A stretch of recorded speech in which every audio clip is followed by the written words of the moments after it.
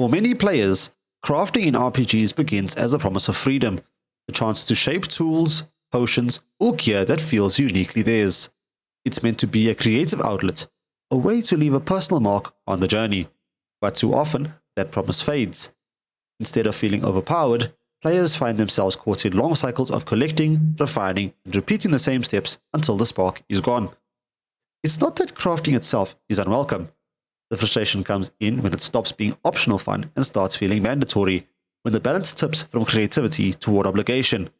That shift can quietly drain the excitement from the adventure, leaving players wondering why the system designed to enhance the experience now feels like another hurdle to overcome. And this is where the deeper issue emerges. How crafting, when misaligned with player expectations, can turn from a source of creativity into a source of fatigue. In this video, we'll be covering how some games attempted to create something new, how gamers responded to the respective systems, and some solutions that could make future games potentially better. Bethesda designed Morrowind with the philosophy of immersion and freedom. Crafting wasn't just about potions or gear, it tied to alchemy, enchanting, and blacksmithing, all meant to give players agency in shaping their character's journey. The idea was that experimentation and discovery could feel rewarding, with recipes and effects uncovered through trial and error rather than hand-holding. At launch, players were intrigued by the depth of these systems. Alchemy allowed stacking effects, enchanting opened powerful customization, and blacksmithing gave a sense of ownership over gear. Yet the lack of clear tutorials or intuitive menus left many confused. Early excitement often turned into frustration as players struggled to understand mechanics hidden behind vague tooltips and opaque systems. There were undeniable advantages. Crafting felt deeply integrated into the world, not tacked on as an afterthought, and the freedom to experiment with ingredients or enchantments gave players a sense of creative control. The system also encouraged replay value, since different builds and approaches could lead to unique outcomes. But these strengths were overshadowed by significant drawbacks. Recipes and effects were poorly explained, requiring extensive trial and error that quickly became tedious.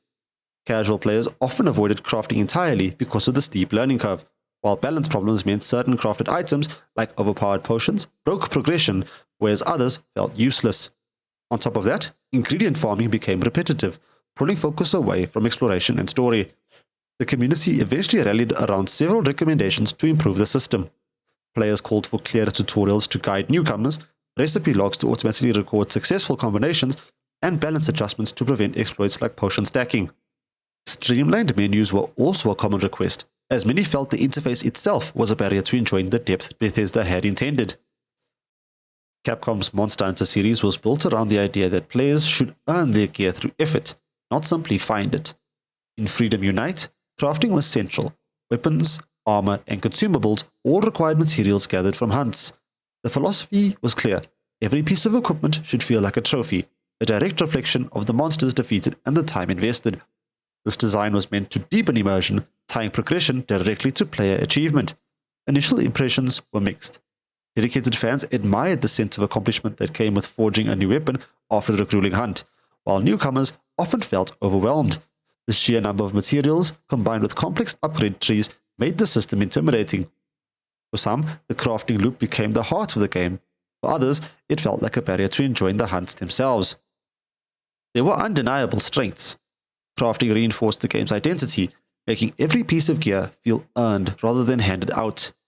It encouraged teamwork, as players shared strategies for farming rare drops, and gave long-term players a reason to keep hunting even after the major quests were complete. The depth of the system also meant that mastery was rewarding, with specialized builds offering unique playstyles. Yet the disadvantages were equally clear. The grind for rare materials could be punishing, often requiring dozens of hunts for a single item. The complexity of upgrade paths left casual players confused, and the lack of clear guidance meant trial and error consumed hours. For many, the repetition overshadowed the thrill of combat, turning progression into a chore rather than a reward. Community feedback highlighted several recurring recommendations. Players asked for clearer drop rates and more transparent upgrade trees so they could plan hunts more effectively. Others suggested reducing the reliance on rare materials or offering alternate paths to progression. Over time, these ideas gained traction, influencing later entries in the series to streamline crafting without losing its sense of achievement. BioWare introduced crafting in Dragon Age Origins as a way to deepen immersion and give players more control over their party's survival. The system focused on alchemy, trap making, and poison crafting, with the idea that players could prepare strategically for encounters. The philosophy was that crafting would complement tactical combat, rewarding foresight and resource management rather than brute force. Initial impressions were mixed. Some players appreciated the added layer of preparation, especially in higher difficulties where traps and poisons could turn the tide of battle. Others, however, found the system underwhelming. Compared to the rich storytelling and character development BioWare was known for, crafting felt shallow and disconnected, more like a checklist than a creative tool. The advantages were clear in theory. Crafting gave players agency to tailor their approach, encouraged exploration to gather ingredients, and added tactical depth for those who enjoyed planning ahead. It also provided a sense of realism, grounding the fantasy world in practical survival mechanics. But the disadvantages quickly became apparent. The system was limited in scope, offering only a handful of recipes that became repetitive. Gathering ingredients often felt tedious, and the payoff rarely justified the effort. Many players ignored crafting entirely as it wasn't essential to progression and lacked the excitement of other mechanics. The interface also felt clunky, making experimentation more of a hassle than a joy. Community feedback suggested several improvements. Players wanted more variety in recipes, clearer integration with the game's narrative, and stronger rewards to make crafting feel worthwhile. Some recommended expanding crafting into armor and weapon customization, while others asked for streamlined menus to reduce friction. These ideas reflected a desire for crafting to feel as meaningful as the game's storytelling, rather than a side mechanic. CD Projekt Red envisioned crafting in The Witcher 3 as a way to reinforce Geralt's identity as a professional monster hunter. Alchemy, potion brewing, and gear upgrades were designed to feel authentic, with recipes tied to lore and ingredients scattered across the vast world. The philosophy was that preparation should matter. Players should gather herbs, hunt beasts, and consult manuals to craft tools that gave them an edge in battle. At first, players admired the depth and realism. Brewing potions felt immersive, and upgrading Witcher gear gave a sense of progression rooted in the narrative. But as the game unfolded, many began to feel overwhelmed. The sheer number of ingredients, recipes, and upgrade paths created a system that was more complex than most players expected, and the menus often felt cluttered. What started as an exciting layer of immersion sometimes turned into a source of fatigue. The advantages were undeniable. Crafting tied directly into the world's lore, making Geralt's profession feel authentic. It rewarded exploration, as players who scoured forests and caves found rare ingredients. It also offered meaningful progression, with Witcher gear upgrades providing tangible benefits that encouraged long-term investment. Yet the disadvantages were equally clear. Ingredient management became tedious, with players constantly juggling herbs and monster parts. The sheer complexity of recipes discouraged experimentation, and many players relied on guides rather than discovery. Some systems felt redundant, with certain potions or bombs rarely used, while others became essential, creating imbalance. For casual players, crafting often felt like a barrier rather than a tool for enjoyment. Community feedback highlighted several recurring recommendations. Players asked for streamlined menus and clearer recipe tracking to reduce confusion. Others suggested reducing the number of ingredients required for basic items, or introducing auto-crafting for consumables to cut down on repetition. Over time, mods and patches addressed some of these concerns, showing just how strongly the community valued crafting but wanted it to feel less like bookkeeping and more like adventure.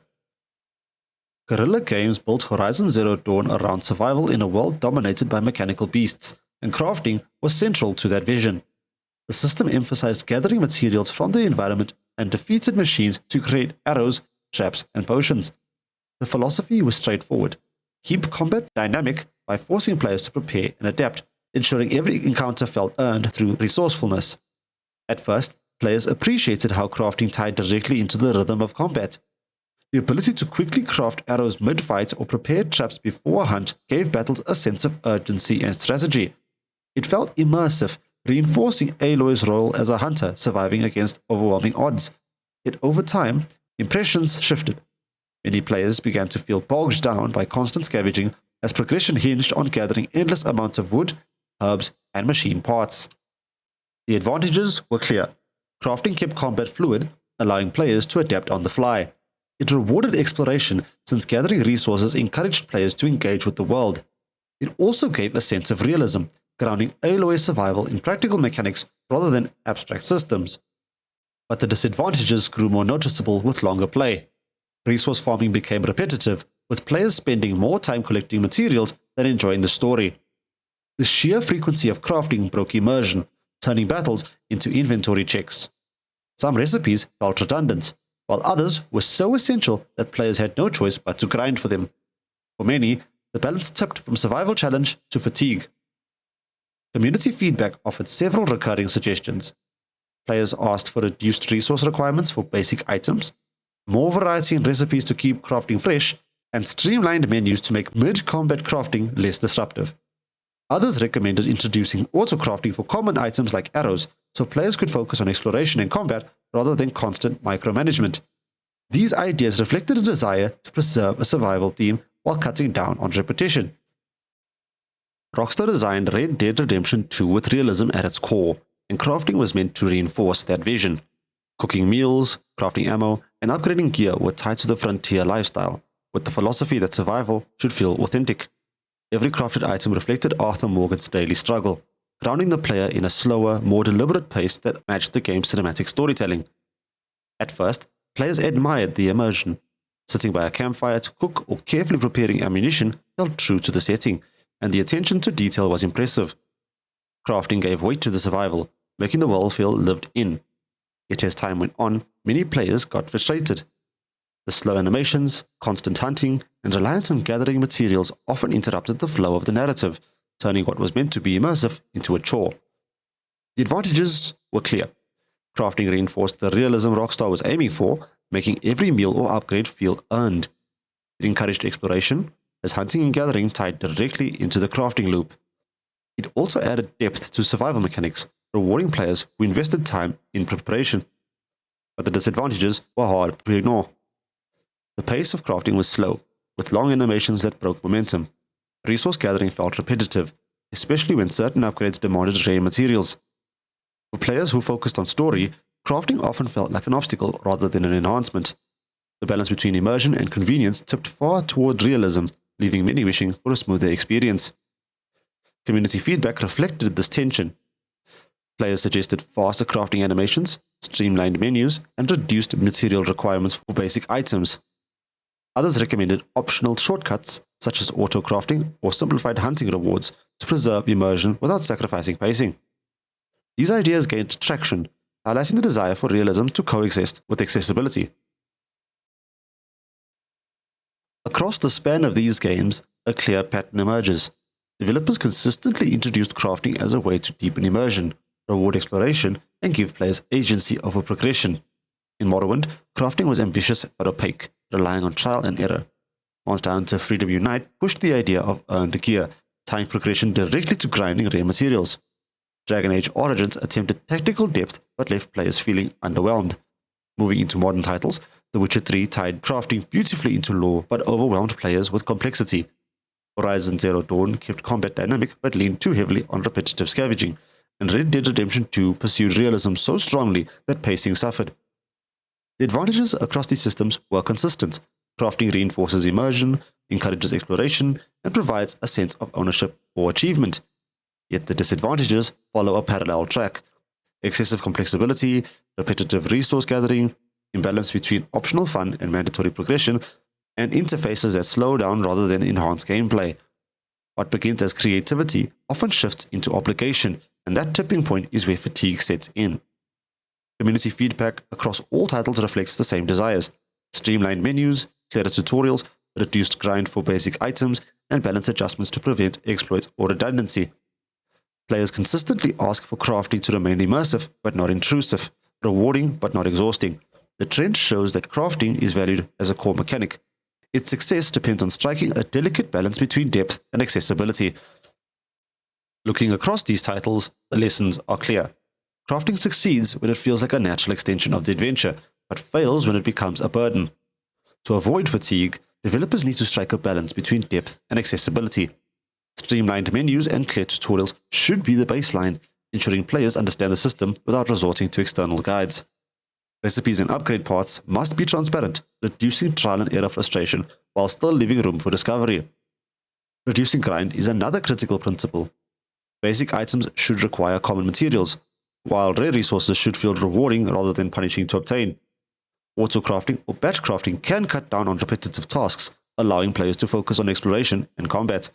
At the same time, variety is essential. Crafting should offer meaningful choices, with recipes that feel distinct and useful rather than redundant. Integration with narrative gameplay is equally important. Crafting should reinforce the world's lore, character identity, or survival theme so players feel that their effort has purpose beyond mechanics. When systems aligned with story, they become immersive rather than intrusive. Finally, balance must be maintained. No single crafted item should trivialize progression, and no system should feel mandatory to the point of overshadowing other mechanics. In short, the future of crafting lies in clarity, variety, and integration. Systems that respect the player's time, reward creativity, and connect meaningfully to the world will preserve immersion while avoiding fatigue. Crafting has always carried the promise of creativity, the idea that players can shape their own journey through effort and imagination. Yet across generations of RPGs, we've seen how easily that promise can slip into fatigue when systems demand too much repetition, complexity, or time. The tension between immersion and convenience is a thread that runs through every title we've explored, reminding us that even well-intentioned design can weigh players down if balance is lost. As games continue to evolve, the challenge isn't whether crafting belongs, but how it can remain meaningful without becoming a burden.